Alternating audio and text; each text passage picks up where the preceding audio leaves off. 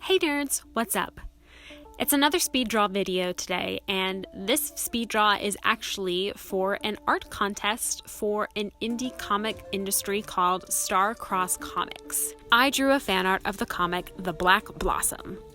The comic focuses on a Pacific Islander female protagonist named Michi Hidaka. She's witty like Spider-Man and small but powerful, and her suit is based off of a combination of Venom and Iron Man.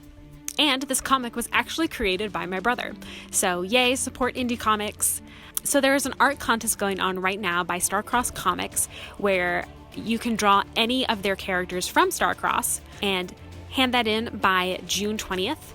There are specific specifications and other things, but I'm going to link all of that information down below if you guys are interested, or if you guys are interested in seeing what comics that Star-Crossed Comics has, and maybe specifically Black Blossom. Again, it's really awesome to support indie comic companies, so let's band together and keep the comic industry going.